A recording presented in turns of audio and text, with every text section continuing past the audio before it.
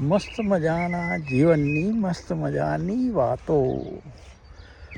અને બરાબર ધ્યાનથી જો જીવનમાં ઉતારો ને તો બહુ મજા આવશે જીવવાની. પેલો જે મસ્ત જે આનંદમાં રહેવાની વાત છે ને, જેના માટે બધી દોડાદોડી છે, એ જીવતા થઈ જવાશે. સ્વતંત્રતા, આ સ્વતંત્રતા છે ને એ આપણા અંગૂઠાની છાપ જેવું છે. દરેકની વ્યક્તિગત સ્વતંત્રતા, દરેકની પોતાની સ્વતંત્રતા, પ્રભુએ આ સ્વતંત્રતા બધાને આપી છે. એ સ્વતંત્રતાનો તમારે બરાબર ઉપયોગ કરવાનો છે. સ્વતંત્રતા એટલે તમને જે સ્ફુરે, તમને જે ઈચ્છા થાય, તમને કારણ અકારણ કંઈ કરવાનું મન થાય, તમે તમારા જીવનમાં એ પ્રમાણે વર્તી શકો, એ પ્રમાણે તમે જીવન જીવી શકો અને સદા આનંદમય રહી શકો. આટલો જ હેતુ છે સ્વતંત્રતાનો.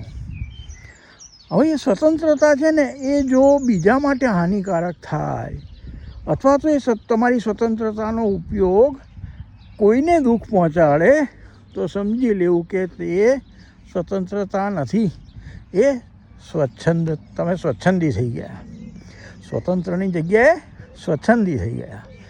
પાતળી છે રેખા, પણ જો સમજણ પડી જાય તો જીવવાની મજા આવી જાય. હવે જો તમે એકદમ સ્વતંત્ર છો, તમારી રીતે જીવવા માટે તમને કોઈ પરાણે કોઈ પણ વસ્તુ કરાવી શકતું નથી, એટલે એ જ પ્રમાણે તમે પણ કોઈની પાસે કરાવી શકતા નથી. પણ જ્યાં પોતાની સ્વતંત્રતાનો ઉપયોગ બીજા ઉપર કરવામાં આવે કે આમ જ કરવાનું, એટલે સ્વચ્છંદી બની જાય. ફરી પાછી દુઃખ ઊભું થાય. દુઃખ સામેને થાય એ તો થાય જ, પણ તમે તમારી સ્વતંત્રતા છોડી અને તમે તમારા જ ગુલામ થયા. સામેનો માણસ તમને ગુલામ બનાવી ગયો, કેમ કે એની વાત, એની રહેણી કરણી, એનો હેતુ, એણે તમારી સાથે જે વર્તન કર્યું તે, એમાં તમે તમારી સ્વતંત્રતા ગુમાવીને એના ગુલામ થઈ ગયા. જો તમે તમારી સ્વતંત્રતા પકડી રાખી હોત ને તો સામેનો માણસ ગમે તે કરે, તમે તમારા નિજાનંદમાં જીવી શક્યા હોત. એવું જ આપણે પણ બીજા સાથેના વર્તનમાં ધ્યાન રાખવું કે આપણા કારણે કુટુંબમાં કોઈને દુઃખ થતું લાગે તો સમજવું કે સૌથી પહેલી ગુલામી આપણે ચાલુ કરી. આપણે આપણી સ્વતંત્રતાનો દુરુપયોગ કર્યો. કોઈ પણ કાર્ય કરીએ જીવનમાં, એ કાર્યમાં જ્યાં તમને દુઃખ લાગે ને, સામેનાની વાત મૂકી દો, સંસારની વાત મૂકી દો, બીજાની વાત મૂકી દો, તમને જ અંદર ખબર પડશે ભગવાને બધું અંદર જ ગોઠવેલું છે.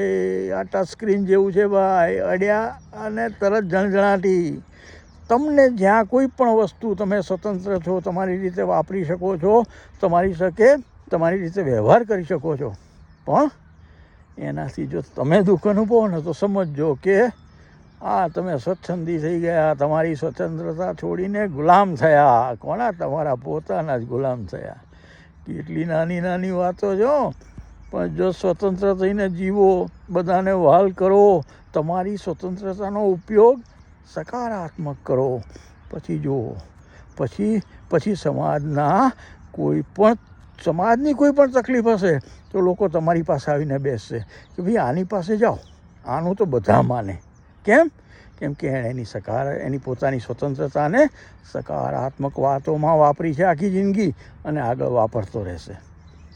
મજાની વાતો, બહુ સહેલી વાતો, જીવતા જાઓ. આ વ્યક્તિગત સુધરી જવાય ને તો સમાજ તો કેવો થઈ જાય ભાઈ, મજા આવી જાય. હરિ ઓમ.